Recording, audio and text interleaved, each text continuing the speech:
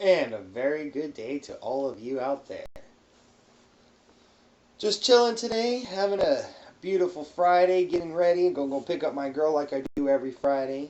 My beautiful fiance. The smell of this Master Kush is just amazing. It's just a shake that I kind of had left over. After a while, all the buds just real tiny, or they just shake down into nothingness and they just kind of crumble up. So I'll take some scissors and just chop it all up and just turn it into a nice shake, and then smoke it.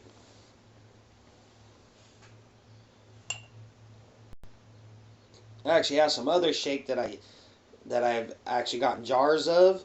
I'm gonna end up taking those today, maybe later on today. I was thinking about and getting the keef out of them and making some keef out of it. I love keef.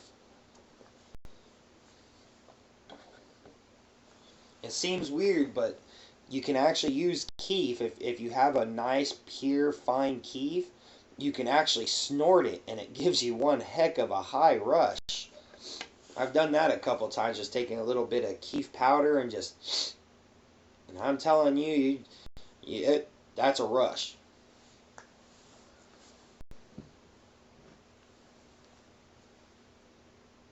It's all weed. As long as it's all green, it's all weed. I'll take it any way I can.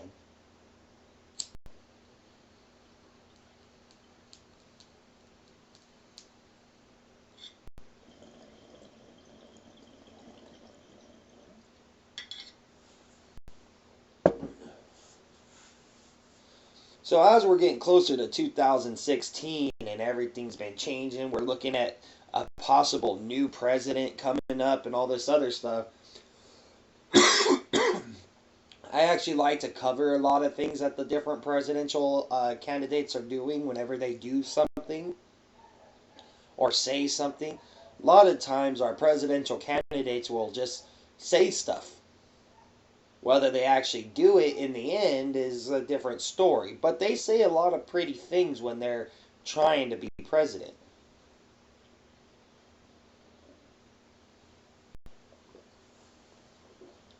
But so far out of all of them, there's only one candidate, one person I've ever seen do this, ever, in the history of presidential elections. The Vermont senator and presidential hopeful for the 2016 election, Bernie Sanders, is taking his campaign further than any presidential electoral in history. Literally, he is going one step above and beyond. Like I said, while most politicians are making empty promises of what they wish to accomplish when they become president, Bernie Sanders is not waiting for presidency. He has already put in a proposal to remove marijuana from the controlled substance list altogether. He is pro-pot. He is talking about... he's got so many ideas and so many things that not only is he just talking about them as he's standing, he's pushing them already. He's not saying, I'm going to do this when I become president. He's saying, I'm going to do this now, and as I become president, further these actions along. How many presidents do we know actually have done that before? Actually started their campaign and actually stood by it, saying, this is what I'm going to do, and this is what's going to be done. I like this whole meme that they have because Donald Trump's idea that if we build a wall between Mexico and America, we won't have any immigrants. Let's just build a wall. Then you see this meme of a picture of Donald Trump standing there and the Great Wall of China is up behind him. And he goes, China built a wall. They have no Mexicans. Why build a wall? What's a wall going to do? We have a fence now, and that doesn't do anything. The Controlled Substance Act, just so people who don't know what the Controlled Substance Act is and why Bernie Sanders wants to remove it, remove marijuana from the Substance Act altogether. The Controlled Substance Act of 1970 classified all drugs into 5 levels, or schedules as they call it.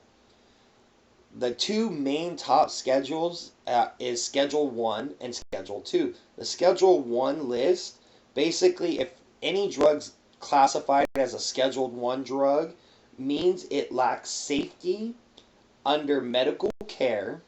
So there's no safety practice or safety use under medical care of a Scheduled 1 drug. It has no medical use and a high potential for abuse.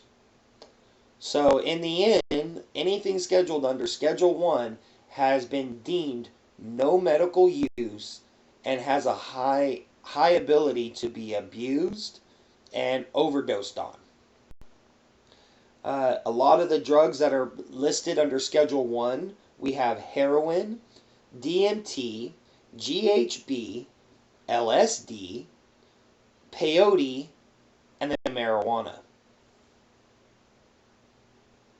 So marijuana has no medical value, high possibility of abuse, and it lacks safety in medical care. So far we have proven all that wrong, haven't we? So far it actually helps treat medical care. People who use medical marijuana as well as whatever it is they are medically doing have been known to be more susceptible to the medical treatment for those who don't do it, who are not as susceptible and end up losing transplants or losing organs. Medical marijuana has actually shown to help transplant donors accept organs better or accept different things. Let's think about that. That's not medical use. I don't know what is. Schedule 2. If you're listed under a Schedule 2, it allows for research, and it can be written by doctors for prescription only. Keep in mind, these different schedules have their own federal control. But what's allowed for research and use by prescription has a list of meth, cocaine, opium, PCP, Vicodin, Ritalin, and hydrocodone. Okay, so you're going to tell me that marijuana is more dangerous than meth, cocaine, and PCP? Come on, people, start yelling about this out there. This is your time to start saying, oh, that can't be. There's no reason. What? Come on. Schedule 1 for marijuana. So, hold on. This right here is more dangerous than meth, cocaine, opium, PCP, Vicodin, and Ritalin. So let's step onto this wild side.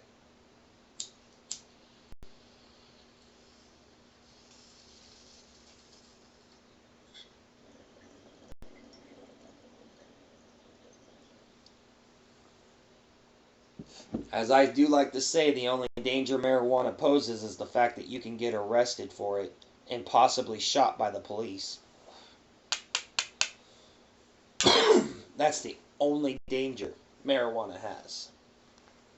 Oh, I burned my thumb. That's dangerous. No, I didn't really actually burn my thumb. So, now what would be the difference if we reschedule it to if we remove it completely? If we remove it completely, it would be free use. Anybody can have it. Anybody can grow it. It's just there.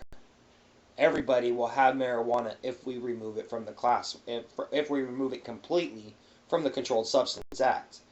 Now, rescheduling the drug would make it only available by prescription. It would make it illegal to grow on your own. And basically, it would basically change it from what we have now to something we don't want it to be, controlled by corporate entities. We don't want this to happen. I want to grow this in my own home. I enjoy the art of growing marijuana in my home. I'm smoking all my own herb and I enjoy it. I enjoy it more than going to the clinics and just taking whatever they have. and having to pay up the buttload for it. Now, one good thing about Bernie Sanders' little thing, we're going to hope that the capitalists that are looking at all these are going to change their mind here in the future. Hopefully they're looking at the same statistics that I just got done reading earlier that says over 52% of America smokes weed. So, visual capitalists released news on an infographic that was recently published, which reads that 52% of the North American population have access to medical marijuana. Now, this tally, this little poll that they did, it shows the 52%, but it shows it in the legal states, whatever states are actually legal. They have access to medical marijuana. First legalized in Hawaii over 15 years ago, and then in California close to a decade ago. At the time, only a handful of, could actually smoke marijuana. But now we have reached a full legalization in some states. Colorado, Washington, even Oregon's coming around to just let them smoke. Go buy your weed, smoke it, and enjoy it. Trying to discuss whether or not we could have marijuana bars and petition ability to smoke in public.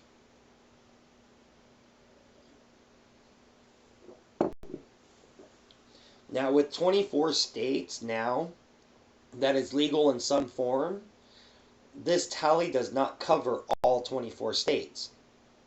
The 52% of Americans are not actually being tallied by Hawaii or the CBD only states.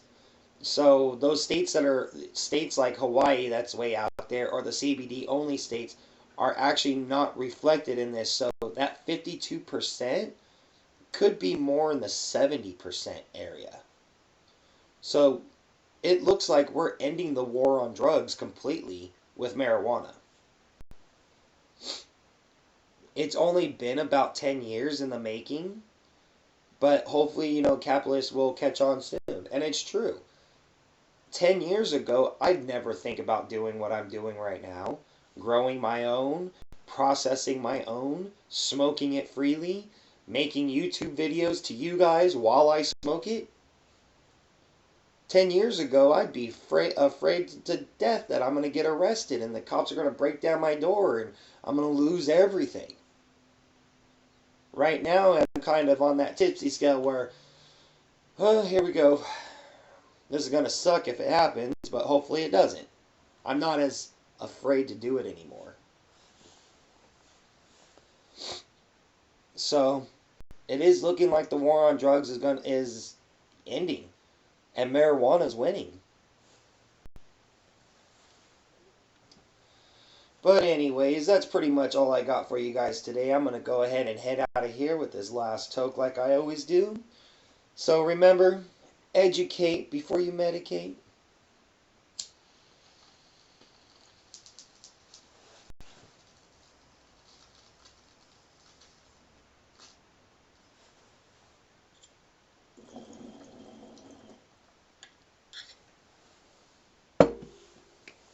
I'm going to choke on that one. You all have a peaceful, positive, and productive day. Coming at you.